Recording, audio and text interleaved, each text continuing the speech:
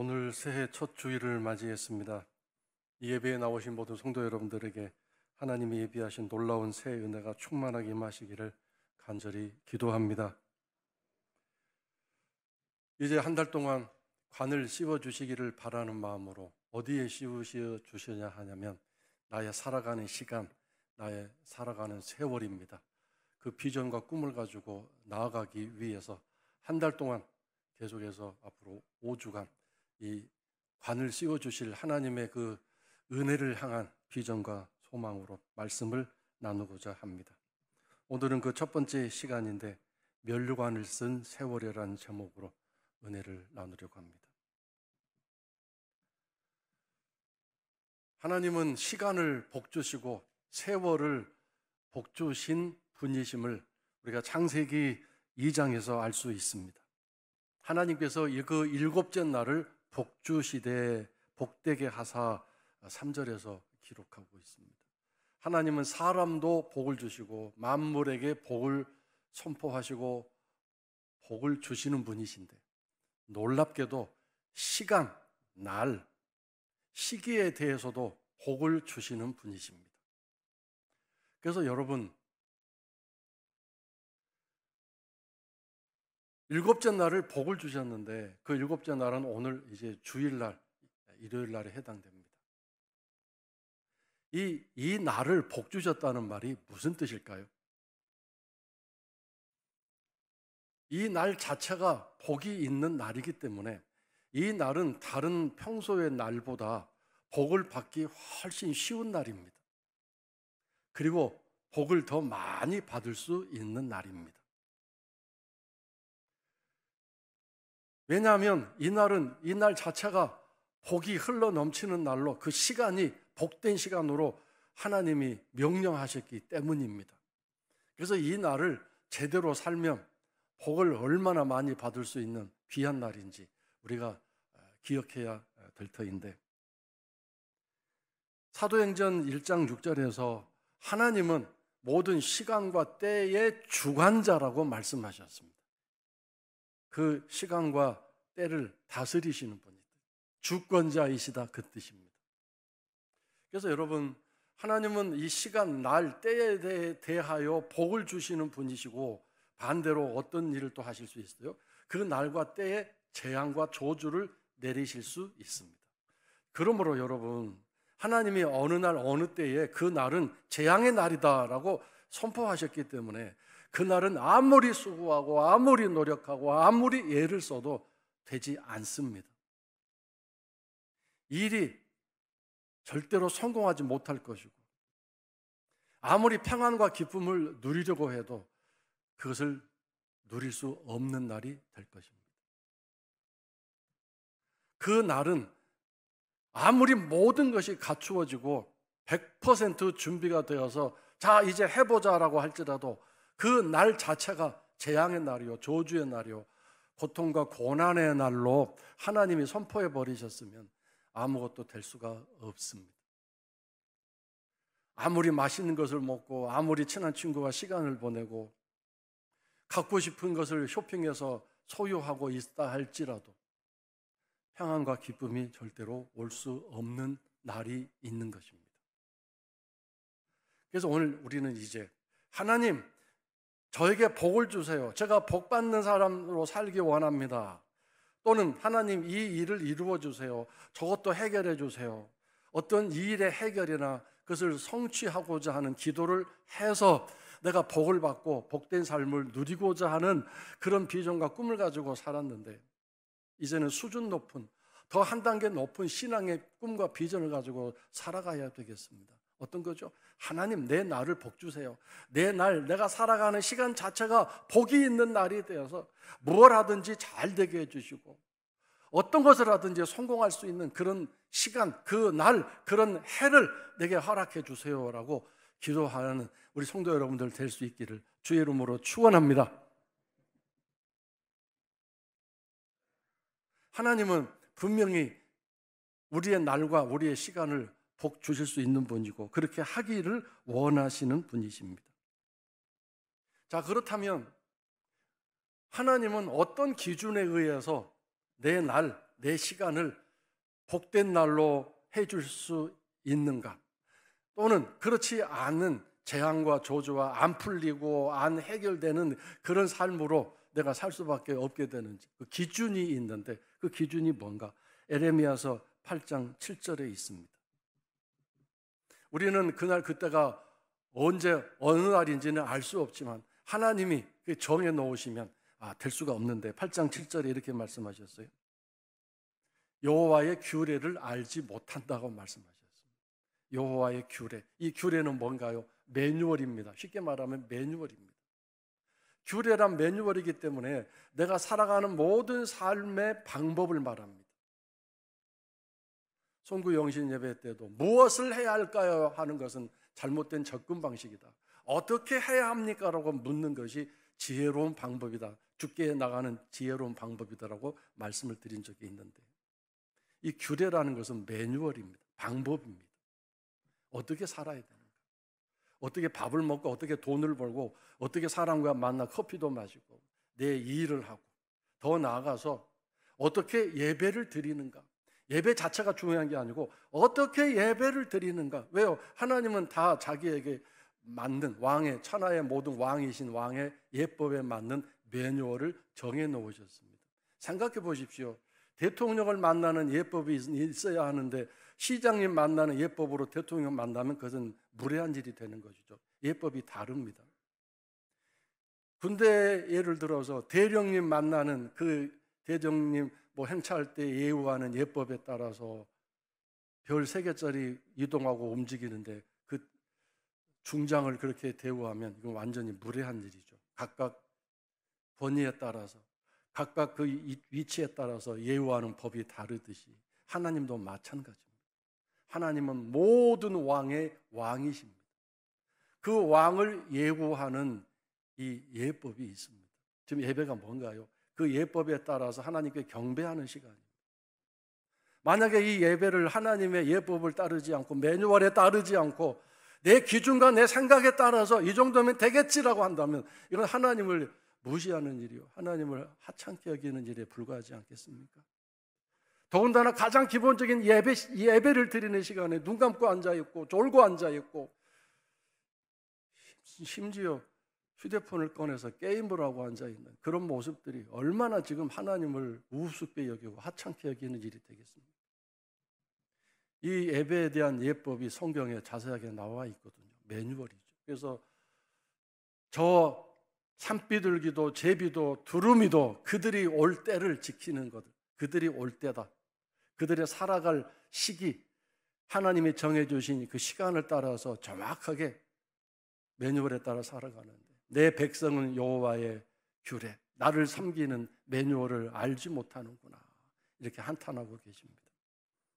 여기에 따라서 우리의 시간이 복된 시간이냐 그렇지 않게 되는 시간이냐 달라지게 될 텐데 8장 9절에 보면 또 이렇게 말씀하고 있습니다. 예레미야서 8장 9절.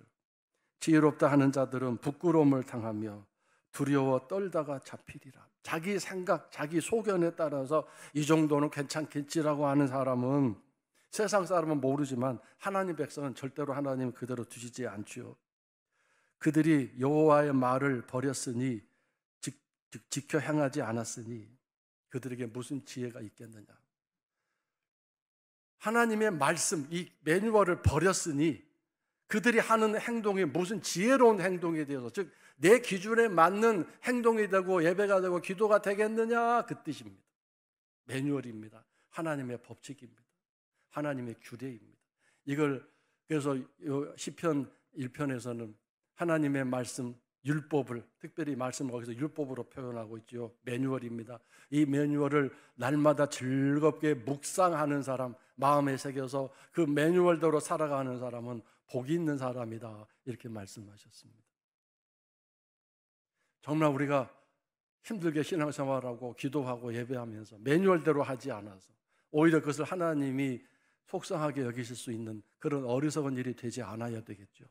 자, 이제 시간의 복을 주시는 그 하나님을 이제 다윗의 삶을 통해서 우리가 샘플로 잠깐 살펴보려고 하는데, 특별히 오늘 본문이 나오는 시편 65편은 다윗이 얼마나 자기의 삶을 복을 주셨는지 그 복에 받은 내용들을 아주 줄줄이 다 쓰고 있습니다. 여러분 집에 가셔서 꼭 65편을 짧은 구절이니까 한번 읽어보시기 바라요. 오늘 본문은 65편에서 마지막 세 구절을 본문으로 삼았는데요. 특별히 오늘 말씀에서 다윗은 나의 삶을, 나의 시간을, 나의 그 1년의 한 해의 삶을 관을 씌워주셨습니다. 면류관을 씌워주셨습니다. 왕관을 씌워주셨습니다. 이렇게 하나님을 찬양하고 있습니다. 그래서 내가 살아가는 시간이 복된 시간, 하나님으로부터 복을 받은 시간이 되었기 때문에 곳곳에 막 흘러넘치고 풍요롭고 잘 되는 삶이라고 구구절절히 기뻐하며 그 복을 받은 내용을 거기 열거하고 있지 않습니까? 내가 복을 받은 사람, 내가 하는 일이 복을 받는 그런 삶을 넘어서서 내가 살아가는 시간 자체가, 세월 자체가 복을 받았다. 하나님이 그래서 하루도 아니고 일주일도 아니고 한 달도 아니고 1년 한 해의 삶을 아예 하나님이 복을 주셨습니다. 그 시간 자체가 복을 받았습니다. 나가 얼마나 하나님께 마음에 드는지 이렇게 내가 살아가는 시간을 복을 주셨습니다. 우리의 시간의 가장 최고의 긴 시간은 1년입니다. 1년을 단위로 해서 우리는 나이도 먹고 이 땅의 삶의 연한이 채워지게 되면 그 시간이 끝나게 되는 것처럼 1년은 아주 중요한 시간입니다. 그래서 오늘 여러분 하나님으로부터 복을 받는데 하루도 아니고 일주일도 아니고 한 달도 아니고 한 해, 내 모든 1년의 삶이 한 해 한 해의 삶이 이렇게 복된 복을 선포받은 귀한 날, 멋진 날이 된다면 내가 그 시간 살아갈 때 얼마나 행복하겠습니까? 여러분은 살아온 세월 중에 힘들고 고난스러운 세월은 지워버리고 싶죠. 고통스러운 시간 그냥 잊어버리고 싶잖아요. 삭제해버리고 싶잖아요. 그 일이 있었던 그때였기 때문에 그렇죠. 그런 어렵고 고통스러운 실수와 실패의 시간이 있었기 때문에 그런 일들이 있었던 그 날, 그 시간들을 지워버리고 싶죠. 또 반대로 내게 좋은 일이 있고 멋진 일이 있었던 그 시간은 그때는 잊지 않고 기억하죠. 아, 그때가 멋진 날이었어. 멋진 시간. 내 참 인생에서 영광스러운 순간이었지라고 말합니다. 근데 하나님이 내가 어떻게 이렇게 멋진 일을 있어서 그때가 멋진 날이 아니라 하나님의 멋진 날을 만들어 놓으시고 그 안에서 내가 멋진 인생을 살도록 복을 주신다는 뜻입니다. 그것이 얼마나 지혜로운 삶이고 수준 높은 신앙이겠습니까? 여러분 이제는 구체적으로 뭐 내 삶에 이렇게 저렇게 복을 주세요라고 하는 것도 지혜로울 수 있겠지만 더 지혜로운 기도는 하나님 내 날을 복 주세요. 내가 살아가는 그 날 자체가 복된 날이 되게 해주세요. 이렇게 기도하셔서 여러분이 날마다 그 복된 시간 안에서 복을 누리시고 여러분의 자녀들을 위해서도 기도하시고 실패의 날, 좌절의 날이 아니라 믿음으로 견뎌내는 소망의 날로 하나님 채워주세요. 기도하시고 여러분의 모든 가족 식구들 더 나아가서 하나님 우리 요주교회 날마다의 예배가 날마다의 시간이 복된 시간 되도록 우리 성도들이 살아갈 수 있도록 이 땅에 존재하는 그 순간순간 그 시간이 복된 날이 되도록 하나님 은혜 주십시오라고 기도하시기를 주 이름으로 축원합니다. 다윗은 우리에게 샘플이 되고 모델이 될 수 있습니다. 다윗이 어떻게 그렇게 복된 삶을 살 수 있었는지 우리가 배우고 또 본받을 수 있는데 오늘 이 본문 65장에서 그 이야기를 살펴볼 수 있습니다. 먼저 세 가지인데 4절입니다. 앞부분인데 4절에서 다윗이 뭐라고 고백하고 있는지 보겠습니다. 주께서 택하시고 가까이 오게 하사 주의 뜰에 살게 하신 사람은 복이 있나이다. 우리가 주의 성전의 아름다움으로 만족하리이다. 그랬습니다. 다 보셨습니까?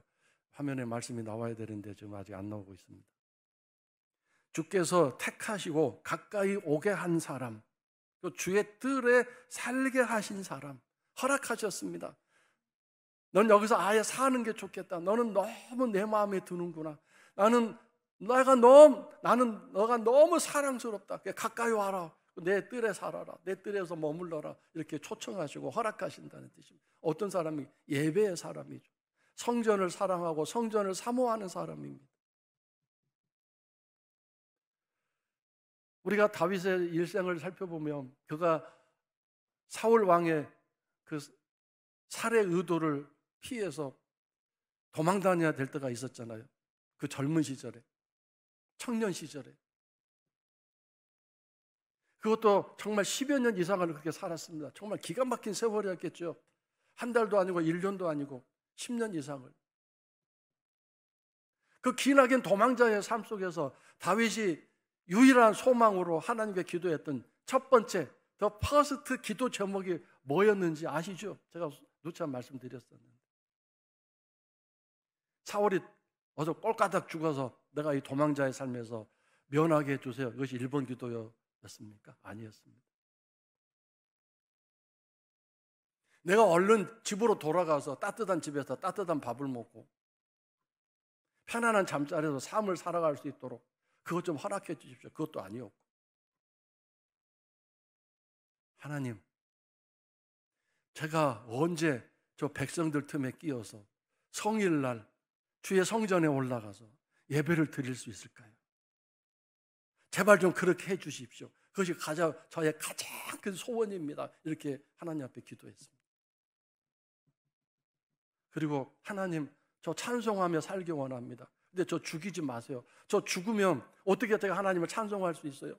저 찬송이 하나님 너무 마음에 드시죠? 그러니까 저 찬송에서 하나님께 기쁨 드릴 수 있도록 저 죽이지 마세요. 저 좀 살려주세요. 이 기도를 했습니다.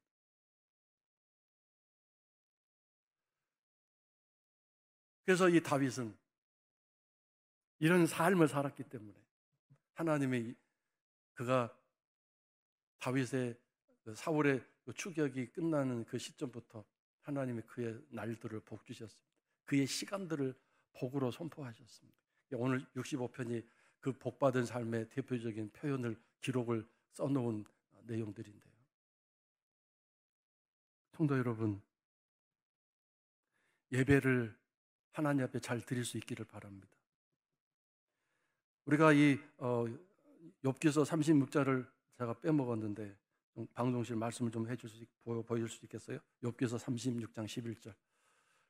만일 그들이 순종하여 섬기면 형통한 날을 보내며 그랬는데, 그 보낸다는 말 앞에 계속 보내며, 보내면은 계속 보내주시며, 그래서 즐거운 해를 1년에 3, 한 해를 한 해를 지내게 될 것이라고 했는데, 여기서 중요한 말씀이 뭔가요? 섬기면입니다. 섬기면. 이 순종하면이라는 말은 매뉴얼에 따라서 너의 소견이나 너의 지식이나 너의 상식이 아니라 내가 원하는 나의 왕의 매뉴얼에 따라서 그 매뉴얼을 잘 숙지해서 나에게 예배를 하고 나를 찬양하는 삶을 살아 이 섬긴다라는 말이 영어로 서비스죠. 우리의 이 예배가 영어로 뭔가, 예배가 서비스입니다. 하나님께 서비스해 드리는 시간. 형통한 날들을, 시간들을 내가 보내주어서 그가 즐거운 한 해 한 해를 살 수 있도록 해줄 것이라고 약속하셨습니다. 성도 여러분, 제발 잊지 마십시오. 예배는 하나님께 서비스해 드리는 시간입니다. 절대로 지금 여러분 서비스 받는 시간이 아닙니다. 딱 기도가 앉아가지고 오늘 나를 어떻게 서비스해 주나, 일주일 동안 힘들게 살다 왔는데 오늘 위로받아야지. 이건 정말 잘못된 예배의 자세와 태도입니다. 그러다 보니까 뒤에 앉아서 졸고 앉아있고 눈 감고 앉아있고 딴 생각하고 앉아있고, 오늘 예배 마음에 안 드네. 그래서 휴대폰 꺼내가지고 다 검색하고 앉아있는, 얼마나 잘못된 일입니까? 얼마나 하나님께 통하지 않는, 하나님이 받으실 수 없는 예배자이고 그 예배를 드리고, 그 예배가 아니죠. 안 예배죠. 예의를 갖춘 하나님께 경배하는 시간 안 되고 있잖아요. 정신 차려서 예배를 드려야 되겠습니다. 두 번째로, 다윗이 이렇게 자신의 1년에 한 해 한 해의 삶을 복을 받았던 두 번째 이유가 2절에 나오고 있습니다. 65장 2절인데, 기도를 들으시는 주여 모든 육체가 주께 나아오리이다. 기도를 들으시는 하나님, 기도입니다. 모든 육체라고 했는데 여기서 모든 육체란 실패하고 좌절하고 연약하고 죄짓고 하는 모든 것을 포함하는 단어입니다. 그런 사람이 나와서 하나님 앞에 엎드려 기도할 수 있습니다. 기도라는 게 뭔가요? 대화입니다. 하나님과 대화하는 시간입니다. 기도는 내가 원하는 기도, 소원을 하나님께 얘기하고 리스트 올려드리고, 자, 알았죠? 이거 해주세요 라고 고지서를 전달하는 시간이 아닙니다. 하나님과 대화하는 시간입니다. 그러므로 여러분, 내가 하나님과 대화하는 시간이면 상대방이 무슨 말씀을 하시는지를 귀를 기울여 들어야 하는데, 우리는 기도하면서 내가 하고 싶은 얘기하고 그냥 일어나서 가버리지 않습니까? 그리고 하나님은 우리와 늘 대화하기를 원하시기 때문에 이 기도의 시간을 통해서 당신이 하고 싶으신 얘기를, 또 말씀을 통해서도 대화를 하시지만 그것은 말씀을 통해서 우리가 깨달을 뿐이고, 기도는 하나님 말씀을 통해서 이런 말씀 깨달았는데 이게 무슨 뜻이에요? 내가 이렇게 살아야 되는데 어떻게 살아야 될지 모르겠어요. 도와주세요. 이렇게 조곤조곤 하나님 앞에 대화하고 궁금증을 질문하고 또 어려운 문제 얘기해 드리는 시간인 것이고, 그 기도의 시간에 또 귀를 기울이고 마음을 집중해서 하나님 뭐라고 말씀하시는지 듣고 깨닫고 하나님의 해석하심을 받아들이는 시간입니다. 요즘 우리는 대화를 잘 하지 않습니다. 요즘은 전화 거는 것 자체도 참 힘들고 어려워서 문자로 대화를 하고 용건을 보냅니다. 그 대화는 일방적이죠. 근데 그 카톡 대화나 또는 다른 SNS에서의 대화조차도 잘 되지 않아서 모두가 외로운 세월을 살고 있습니다.